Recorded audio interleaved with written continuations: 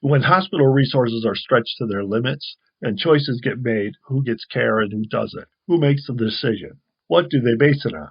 These questions affect everybody in wave after wave of the pandemic, but especially people with disabilities who have faced discrimination in medical treatment, proven by studies and history long before anything called COVID. Crisis standards of care are treatment guidelines for situations like these. They're negotiated by medical professionals, patient groups, and administrators, and in place so that crucial decisions don't have to get made in the heat of the moment. Throughout the pandemic, Texas has been one of the states without one. But last month, an important agreement around crisis standards was announced by the U.S. Department of Health and Human Services, hospital systems around Dallas and San Antonio, and advocacy groups including Disability Rights Texas. As one of Disability Rights Texas's lead attorneys on the issue, Lisa Snead has been working on such an agreement throughout the pandemic. People with disabilities could get very different care at hospitals that were right next to each other. When you don't have uniform guidelines that govern what to do when resources become scarce, you have different considerations being made by different doctors in different hospitals. And, doctors, even when they're doing their best, numerous studies have shown that doctors, like most of us, have an implicit bias against people with disabilities, that they consistently think that people with disabilities enjoy their lives less than they actually do. And so these implicit biases and these beliefs that doctors may not even be aware they have start then impacting their medical decision making. And so without crisis standards, even well-meaning doctors will wind up essentially discriminating against people with disabilities, and they'll wind up sort of lower on the priority list for who gets whatever the scarce resource is, right? That might be ventilator, there might be a hospital bed, etc. Is this like a document that is given to each hospital in those districts? So right now, the agreements are actually voluntary.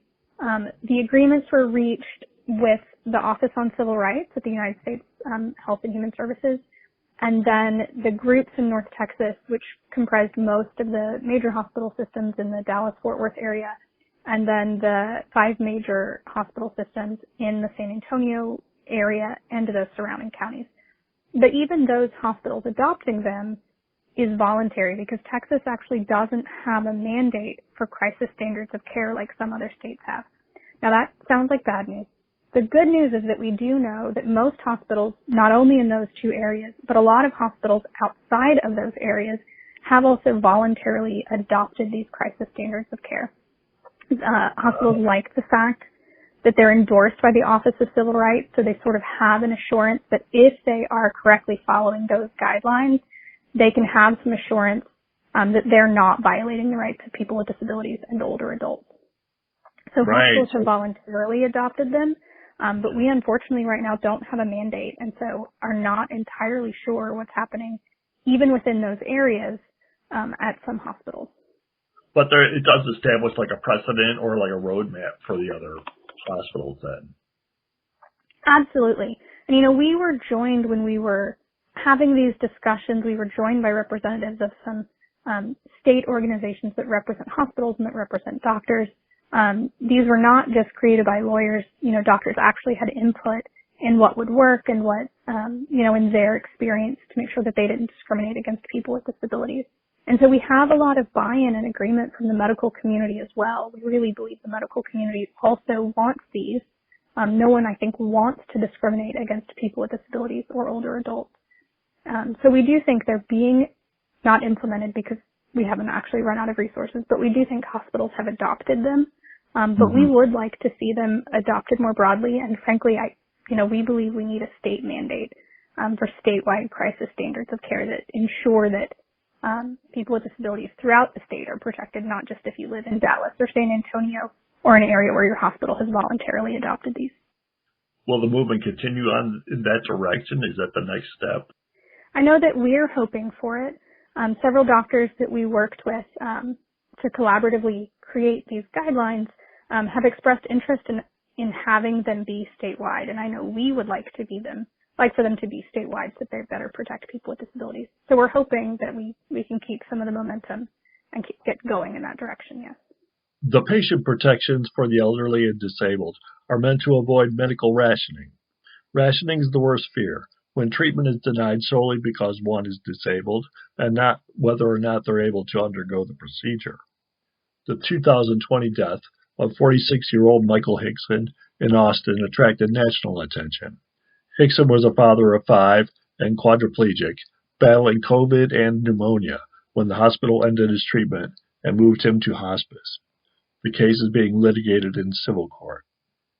Snead could not comment about the case. About medical rationing in general, Disability Rights Texas gathers info and maintains a hotline, and to their knowledge, heard no info of rationing, although every area of the state narrowly missed. I'm not saying it didn't happen, she said, but we did not hear about it. You said there are certain states that have a clear, statutory crisis standard of care in place. How many states have good protections like that, and how much work is needed nationally? Oh gosh, I don't know the number off the top of my head. I know several states throughout the pandemic wound up having to update their statewide guidelines and wound up getting them OCR approved. Places like Pennsylvania, right, Arizona, I believe Washington, Tennessee. So each of those states, of course, has statewide guidelines. I'd say there's at least 15, but maybe more. I don't know how many states don't have them. I do, like I said earlier, I do think it's really important for Texas to have statewide guidelines, because otherwise you can have different areas of the state doing different things. People with disabilities getting very different care in different areas of the state, and that's not very people with disabilities. That's a lot of worry. I know we heard that from the community, as people didn't know whether they could expect to get good care depending on where they were in the state. And so there absolutely need to be uniform guidelines to ensure that no matter where you are, people with disabilities are not discriminated against if we should start running out of medical resources. If you're affected by issues like these, call Disability Rights Texas at 512-454-4816, 512-454-4816.